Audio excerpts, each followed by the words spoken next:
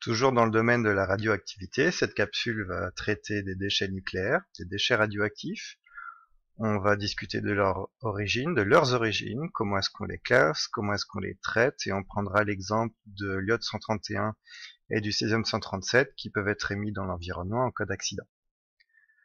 Alors, les déchets nucléaires peuvent avoir différentes origines. Tout d'abord, ce peut être des déchets qu'on extrait d'un réacteur de centrale nucléaire après son fonctionnement. Alors, si à l'entrée du réacteur, pour 1000 kg de combustible, on a 33 kg d'uranium 235 et 967 kg d'uranium 238, eh bien, à la fin de l'utilisation de ce combustible, quand il va falloir le renouveler, les 33 kg d'uranium d'uranium 235 seront devenus 8 kg, les 967 kg d'uranium 238 seront devenus 943 kg, et alors tout cet uranium-là pourra être recyclé pour une utilisation ultérieure, et on aura également fabriqué 35 kg de déchets qui vont contenir du plutonium, de l'uranium 236, du neptunium, de l'américium, du curium, etc. Et ce sont ces déchets qui posent problème. Étant donné que les déchets sont de différentes natures, eh bien, il y aura une étape nécessaire qui sera leur séparation. On a également des déchets qui sont issus de la déconstruction des centrales en fin de vie, c'est-à-dire une centrale, quand elle ne répond plus aux normes de sécurité, par exemple, eh bien, on va l'arrêter, et puis on va la déconstruire. On va avoir des pièces métalliques, des gravats, par exemple, qui seront considérés comme des déchets nucléaires, car radioactifs. On a également des déchets qui sont liés aux travaux avec les matières radioactives, aux manipulations, c'est-à-dire des gants, des bottes, des outils, par exemple, qui auront manipulé des matières nucléaires, des matières radioactives. Donc on a des déchets de différentes natures. Alors, comment les classe-t-on? Selon leur nature. Deux paramètres sont importants à prendre en compte. Tout d'abord, est-ce que leur activité est plus ou moins importante? Est-ce que le nombre de désintégrations par seconde qui se produisent dans les déchets est plus ou moins important? Deuxième paramètre, durée de vie plus ou moins longue. Donc là, ça fait appel à une notion qu'on a vue dans la capsule précédente, c'est la demi-vie ou période radioactive d'un échantillon radioactif. Est-ce que le déchet va émettre de la radioactivité pendant quelques jours ou pendant quelques millions d'années, qui sont à peu près les deux extrêmes. Alors, avec ces deux paramètres, eh bien, on va trouver des déchets qu'on qualifie de très faible activité, des déchets qu'on qualifie de faible et de moyenne activité à vie courte, des déchets de faible activité à vie longue, des déchets de moyenne activité à vie longue et des déchets de haute activité à vie longue. Voilà pour une présentation rapide du classement des déchets. On va rebondir tout de suite sur ce classement, puisque selon leur classement, les déchets vont être traités différemment. Alors le principe du traitement, c'est d'attendre que l'activité des déchets diminue, donc que leur dangerosité diminue, sans toutefois que la radioactivité se propage dans l'environnement. Donc il va falloir confiner les déchets. Pour cela, on dispose de différents moyens. Alors la source des documents qui arrivent maintenant est dans la description de la vidéo. Le tableau, ici, classe les déchets selon leur activité dans la colonne et selon leur durée de vie, leur durée de nocivité sur la ligne.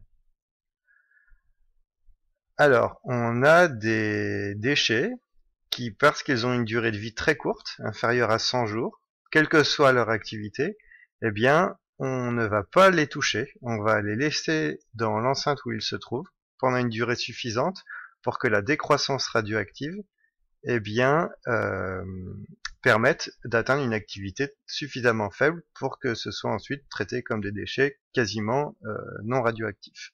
Donc là, on va laisser les déchets sur le site de production et on va attendre. C'est la manière la plus simple. Ensuite, pour des déchets de très faible activité, à vie courte et à vie longue, des déchets de faible activité et de moyenne activité à vie courte, eh bien, on va utiliser ce qu'on appelle du stockage de surface. C'est-à-dire qu'on va confiner les déchets dans des fûts métalliques ou dans des big bags, donc des grands sacs, et on va les stocker dans des entrepôts. Alors il faut faire attention à l'étanchéité, etc. De ces entrepôts, et on va les stocker jusqu'à ce que l'activité diminue. Ensuite, pour des déchets de faible activité à vie longue, eh bien, on va réaliser un stockage à faible profondeur. Et pour les déchets de moyenne et de haute activité à vie longue et de haute activité à vie courte, eh bien, on va utiliser un stockage qui est dit en couche géologique profonde, c'est-à-dire qu'on va être plus profond que pour le stockage à faible profondeur. Ces solutions, aujourd'hui, ne sont pas mises en œuvre, elles sont à l'étude. En France, en tout cas. Alors, pour cela, pour ces stockages à faible et à grande profondeur, eh bien, il faut s'assurer que le milieu dans lequel on va stocker les déchets sont étanches, à l'eau par exemple, parce que l'eau, eh bien, elle se déplace et donc elle peut emporter la radioactivité d'un endroit à un autre. Il faut aussi veiller à ce qu'il n'y ait pas de mouvement de terrain, qu'il y ait des fractures dans le sol qui feraient que les déchets bougeraient. Et la loi qui a été votée par nos représentants au Parlement, eh bien, impose la réversibilité du stockage. Donc ça, c'est à l'étude depuis quelques années et il est prévu normalement le début du stockage vers 2025. Voilà une illustration. Pour la stockage en couche géologique profonde, on est de l'ordre de 500 mètres de profondeur dans une couche d'argile qui va être réalisée à Bure en France.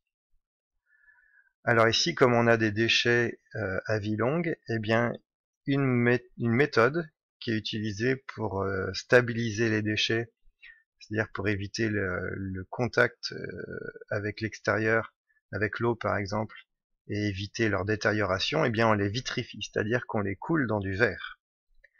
Et dans le cadre des stockages à longue durée et en profondeur, eh bien il y a d'autres solutions qui sont à l'étude. Voilà, ce sont des questions très complexes. Et ici, on n'en voit qu'une toute petite partie. Alors, deux exemples en cas d'accident. Lors d'un accident nucléaire, eh bien, des atomes radioactifs peuvent être diffusés dans l'environnement. Ça a été le cas, par exemple, lors de l'accident de Tchernobyl en 86 ou Fukushima en 2011. On va prendre l'exemple de deux noyaux radioactifs qui sont diffusés dans l'environnement, c'est l'iode-131 et le césium-137. Alors ils sont tous les deux différents notamment par leur demi-vie. La demi-vie de l'iode-131 est de 8 jours et la demi-vie du césium-137 est de 30 ans. C'est-à-dire qu'au bout de 8 jours pour l'iode-131, l'activité est divisée par 2 et il faut compter 30 ans pour que l'activité soit divisée par 2 pour le césium. Pour suivre l'évolution de l'activité de ces deux radionucléides, eh bien, on va dresser un tableau où on va suivre l'évolution de l'activité au cours du temps. On va considérer un échantillon qui a une activité de 1000 becquerels. Alors, à gauche, un échantillon d'iode 131 et à droite, un échantillon césium 137. Au début, par exemple au moment d'accident, l'activité est de 1000 becquerels. Donc, 0 jours pour l'iode et 0 année pour le césium.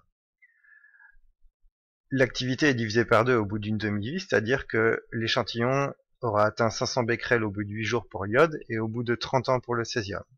Si on attend une demi-vie supplémentaire, on va passer de 500 à 250 becquerels. En tout, il se sera écoulé 16 jours pour l'iode, et puis ensuite, 24 jours, donc 8 jours supplémentaires pour diviser encore par 2 l'activité, puis 32 jours pour diviser par 2 l'activité. À chaque fois, on rajoute 8 jours pour l'iode et on divise l'activité par 2. Et on atteint une activité de 1 becquerel au bout de 80 jours. C'est-à-dire qu'il a fallu attendre en tout 10 demi-vies, 80 jours, pour que l'activité soit divisée par 1000. On passe de 1000 becquerels à 1 becquerel.